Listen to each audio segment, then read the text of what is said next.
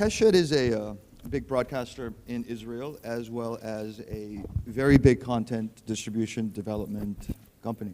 And producer. And producer. Yeah. So now, you're looking towards Asia. So what is it that you really want to do in Asia? To make great shows. Okay, so good shows. Scripted or unscripted? Everything. Asia, obviously, you know, is a big emerging market. Not only emerging. I mean, we see China and India and Japan. These are content empires. And the numbers in Asia are unlimited. It's blue sky. So obviously, for us as a very prolific content provider, Asia is the next big play. China has been a great market for us in the last year.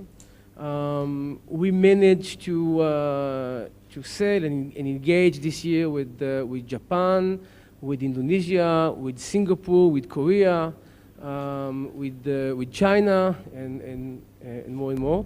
So we find the Asian market growing, friendly, open for new formats, innovative. Rising Star is obviously one of the most innovative shows in the last years, and Asia embraced Rising Star not only as a format but also as a finished tape. We sold the American version in few countries. You know, we see the numbers from China. It's amazing. You know, I mean, for us coming from a small country, seeing something like 50 million viewers, whatever it means, it's quite overwhelming. So for us, it's a big play with the blue sky opportunities, a lot of creativity. We find creative and inspiring producers in Asia, and for us, the local community is imperative because the key for a good show is localizing the show and finding the local voice. And we see great partners in Asia for Keshet formats. Okay. Now, a lot of international companies look to Asia. They come here. They sell a few shows, few formats, and it looks like the market is very receptive and the market will be positive. But that's only the surface. Once you start going a little deeper into the market from a foreign company, the market is not as receptive as it first seems. How would you overcome these issues? And perhaps you can give us some examples of how you approached different markets in Latin America or in the US on how you overcame that barrier to go deeper into the market. It's all about flexibility. And I think one of the merits of KI is we're small enough to be flexible. We see in the production and distribution market huge companies merging, demerging, and becoming huge monsters. While we are still small, and we are very receptive to every market, and one of our claims to fame is that we adjust the business very quickly according to every market. In Asia, like in any other market, and by the way, you know, you speak about Asia, but even take Europe. Even in Europe, France and the UK are completely different in terms of, you know, the way you do business, in terms of the way you localize the format, in terms of the way you engage with producers. So for us, it's not only Asia versus the West. For us, every market is completely different. And the notion that we need to not only localize the format, but also the business model, that's, I think, what helps us to do business. Always to understand the other side, and to be able to adjust, to localize, and to be flexible. Can you give us some examples of how you've localized in other markets, which might be applied to Asia? Yeah, listen, one of my favorite recent deals is a deal we've done in Mexico. As you know, we own the format of Homeland, called Prisoners of War. Good show. And thanks to the amazing success of Homeland in the US, we managed to deploy prisoners almost everywhere. In fact, between Homeland, Prisoners, both as a finish and a format, I think that every country on the universe, with maybe some minor exclusions, has showed this format. And what we've done in Mexico, we sold Homeland as a telenovela. So since Latin America scripted is mainly formulated as a telenovela, we found a way together with our partners to take the Homeland story, Prince of War, and develop it as a daily telenovela in order to fit the viewing habits of Latin Americans. And that's for me a great way to, a great example to how you can take a show, keep the DNA, keep the premise, but completely revamp the format for the market. Now we know that scripted is big in Asia. And before you ask me about the next big trend, by the way, in the last week, I think I answered, to 20 different publications about what's the next big trend. Yeah. Seems like, in every market and every conference, that's the big question, big trends. By the way, I don't believe in trends. I think that, I always prefer to set a trend rather than follow a trend. If 2 years ago, a year and a half ago, we would be putting together a research looking for what's the best format to create, most likely the answer would be don't create a talent show because the market is too crowded. Okay. And here we go. We did Rising Star, and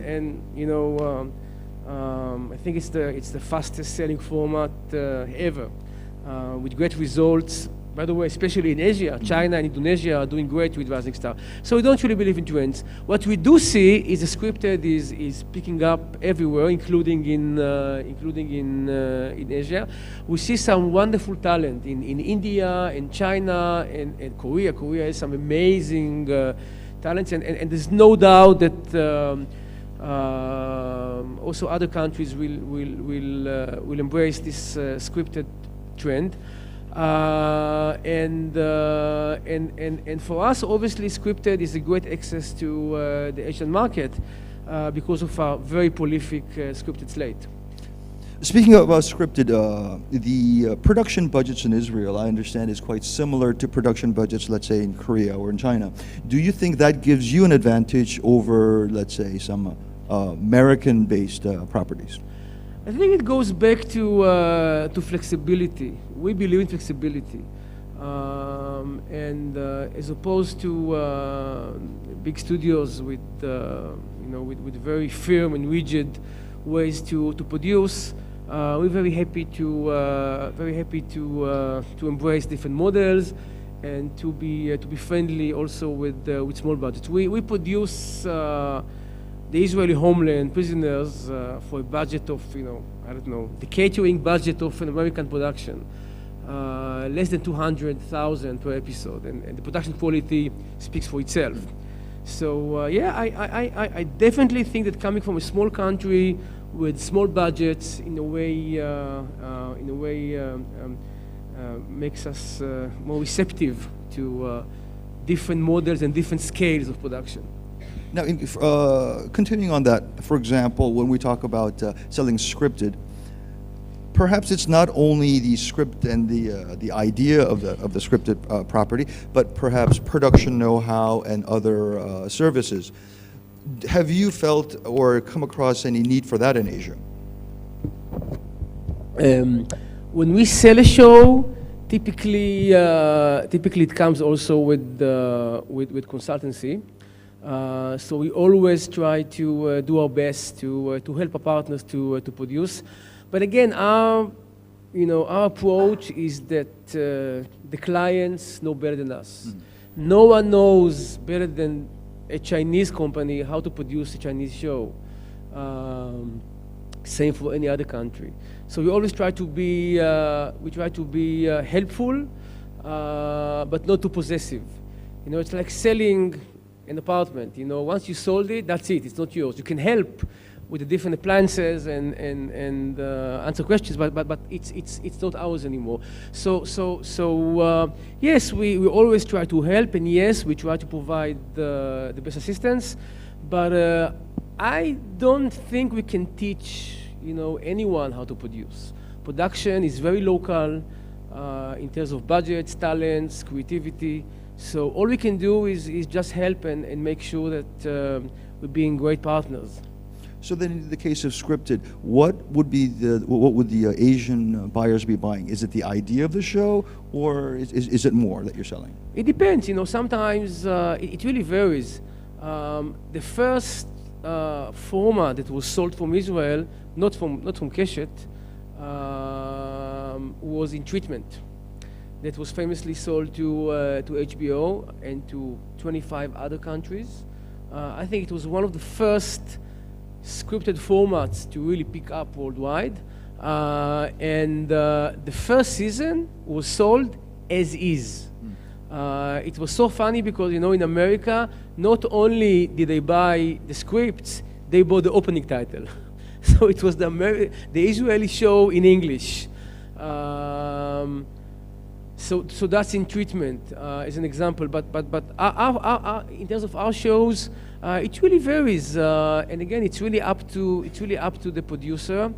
We offer a package that includes everything: a format, a Bible, a very detailed document explaining how to produce.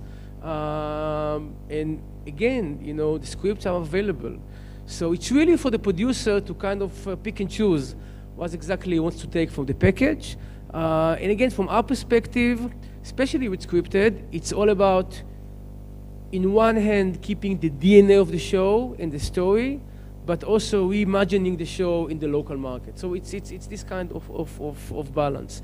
But again, in terms of what we provide a package of everything, a kind of, you know, a kind of toolkit to facilitate the show and allow the producer to learn from what we've done. In many cases, obviously, we can also invite, when the show is still going on, and there's also production in place, we invite the producer to Israel to see the show and to learn. But again, we believe that the producer should be creatively independent, and as long as he keeps the DNA of the show, he should do, you know, the best he can to adjust it for the local market.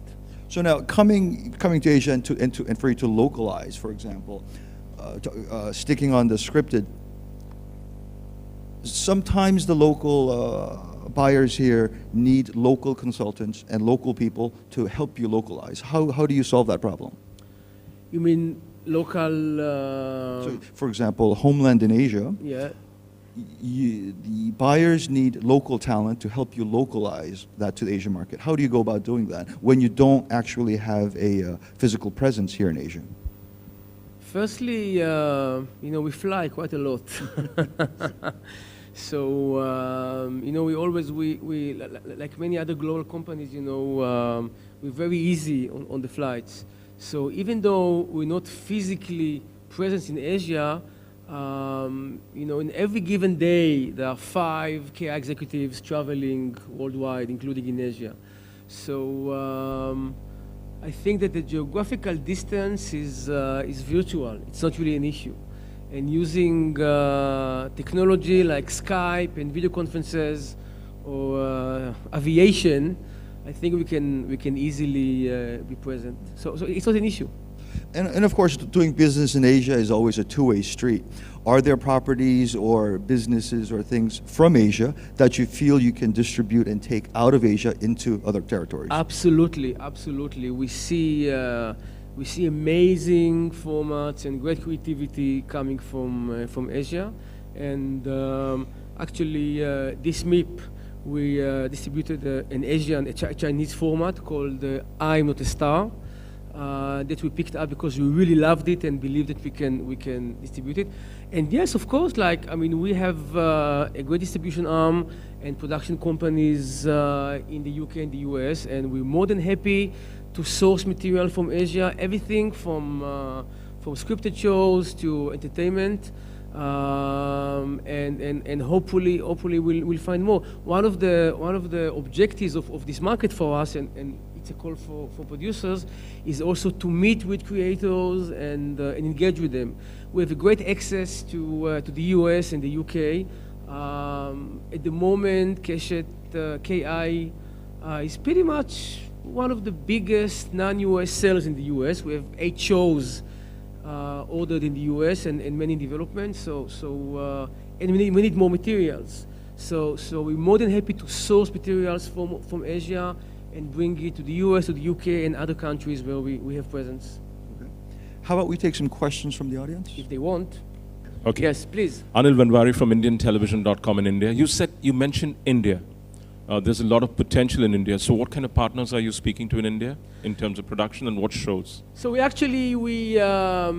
a roadshow in India a few months ago, and we met with key producers and broadcasters. At the moment, we have Prisoners of War, the Israeli homeland, in production with an Indian partner. And obviously, we want to do more. So again, Asia is big, and there's only as much we can do in 1 year. But we're definitely looking to do more in India. And you know, it's a two-way street. So we welcome everyone to contact us, to meet with us. We're going to spend the next few days here in Singapore at ATF.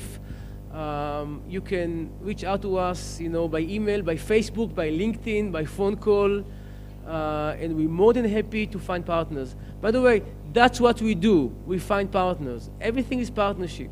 You can't really set up a production in a country without a partner. And it's all about to find, the right creative partner. So give me a call. Yeah. Thank you. Our time is up. Alon, I wish you and Keshet great success in Asia. Same for you. Yes. And thank you, everybody. Thank you, guys.